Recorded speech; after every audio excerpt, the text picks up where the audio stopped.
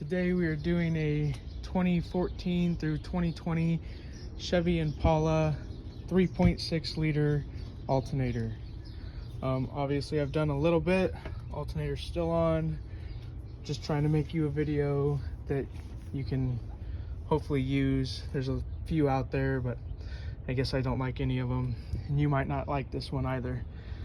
First thing you're going to do is disconnect your battery. I believe it was a 13 millimeter. Yours is obviously going to be different since I have other wire. I'll get to this RVR cable or RVC, whatever they want to call it, later, just so you can have an idea of how that's done. You're going to disconnect your battery. You're going to run over and disconnect your leads to your alternator. You have one here and one down here. Down here is positive, it should have a black cap on it. One up here is just going to be a wire, or maybe even nothing. I can't really quite remember. You're going to disconnect those. You're going to pull your air box off. All you do is loosen up this hose wire. You disconnect this from your air box. Anything that always has a red clip on it, this clip always gets pulled back. This will be pushed in, you'll pull it back, and either you can push down on this, and sometimes that black piece in there doesn't lift this end up enough, so when this is connected into your air box, you can just put a screwdriver on the back side right in underneath this, just pick it up just a little bit, and it'll pop right on off. I ended up taking all my bolts out of my air filter because it does just pop right on in. It sits right in here and it sits right on here in a rubber grommet. I couldn't necessarily get it off without taking the top off, but all it does is boom, it pulls right out. I wanted to show you, I think I'm gonna have to take this off just so I can see a little bit better. You might be able to get away with not. I'm gonna go ahead and try to get away with keeping my fans on. I've seen a few videos where the guy takes his fans off, and I'm just trying to make this as easy on you and on me as well. But to get this off, it's all these clips, and I wanted to show you how these clips go in or out. So let's see if I can get a good one. Right here on this black clip, there's a little space, and these are your locking clips.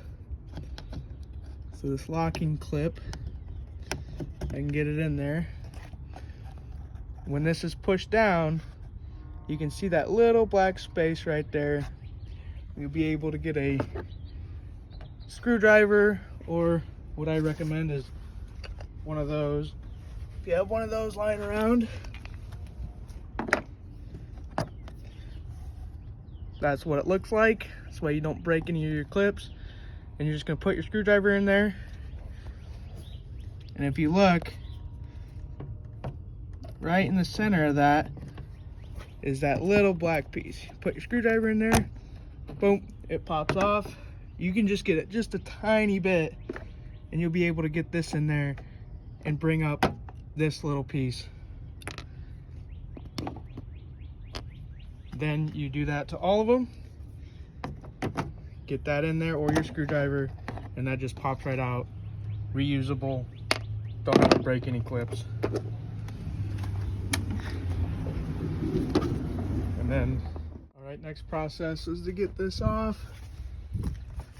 There's two clips. Once you have all of these loose, these just pop right on off. They sit here and here. The whole thing will be loose, so you can pick up on it. You'll be able to feel right where they're at.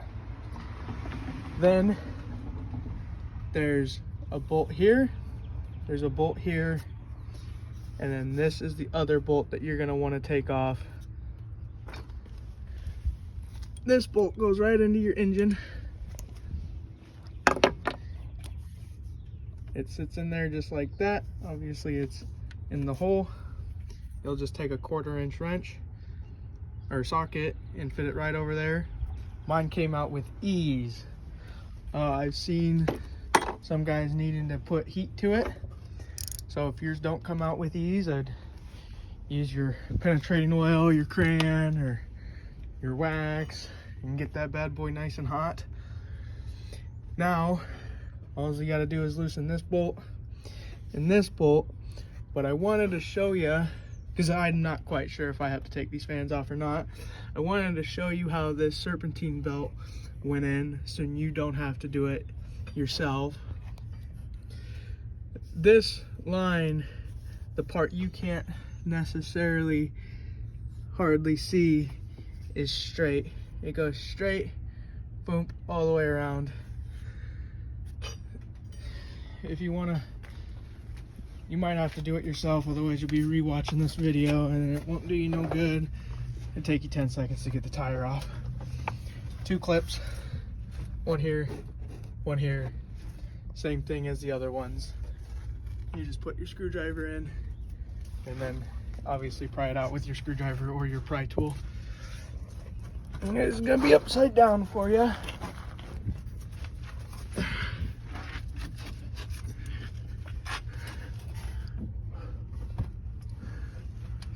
But it goes around your AC clutch. Look at that, that's brand spanking new, isn't it? Yes, it is. It goes around your AC clutch, down your big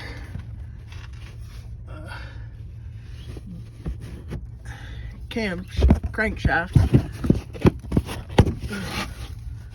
and then it goes back around your tensioner right there, right where my middle finger is. It goes back around your tensioner and then back this way, boom, and then that is a straight line. So straight line, straight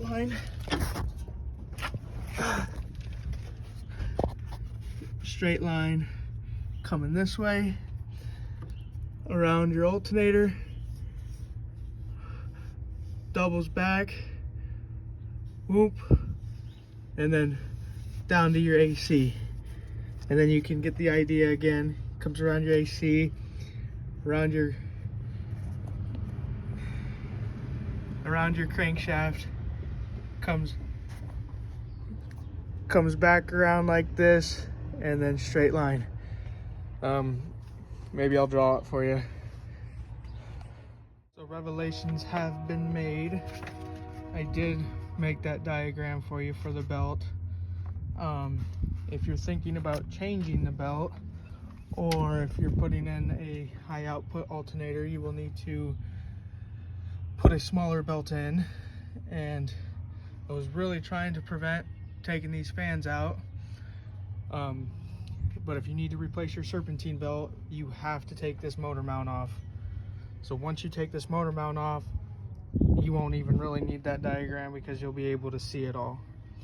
You're gonna put a jack just right underneath your motor, like so. You can use a board if you'd like.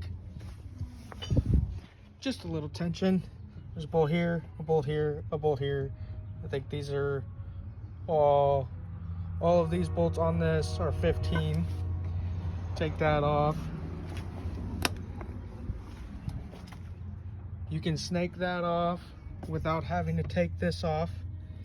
But once you get this off, which is there's a bolt here, and a bolt here, they're 18 millimeter. Once you go to pick this up and out like this, you can't get this piece out unless you take this off, because this sits right on it. There's a clip here, and a clip on the bottom side. So what I ended up doing was using a screwdriver, and I pried this clip up ever so gently, because you know these things break. Pried this one off. I was able to turn it, get this one off, and then just on your throttle body, you loosen this hose clamp, and this pops right off. You set it over, and then you're able to get a screwdriver down on the bottom side for this bottom clamp.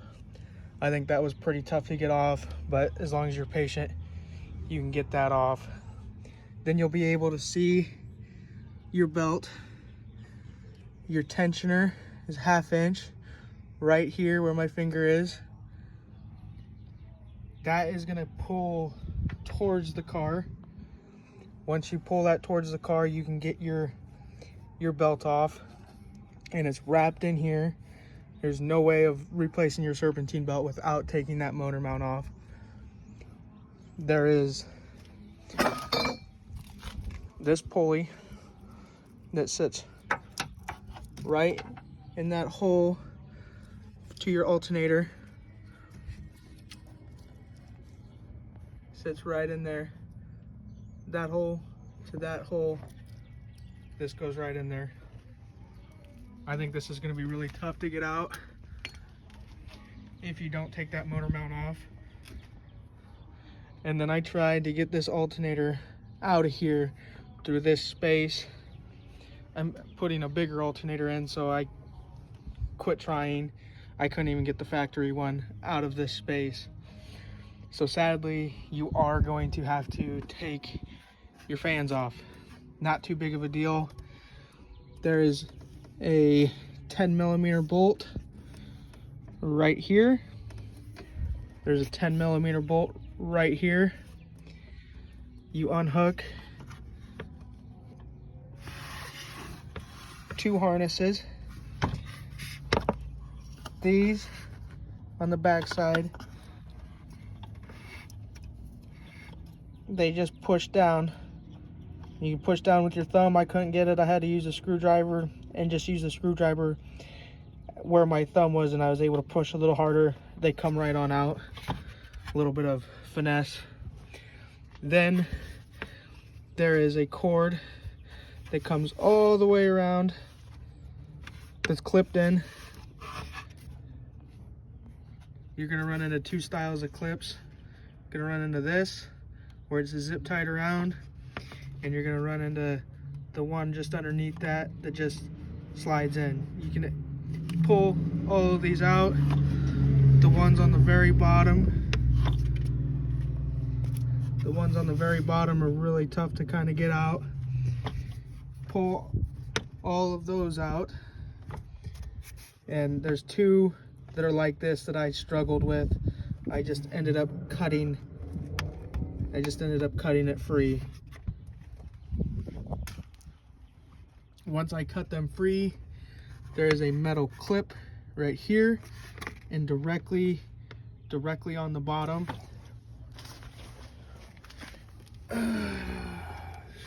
They look like this. You pop those off, and then this front falls forward, and you're almost there after that. Then you come down to the bottom, and you're wondering why I can't get this fan off. Well, here's your clip. Okay, so bear with me here. There's your clip.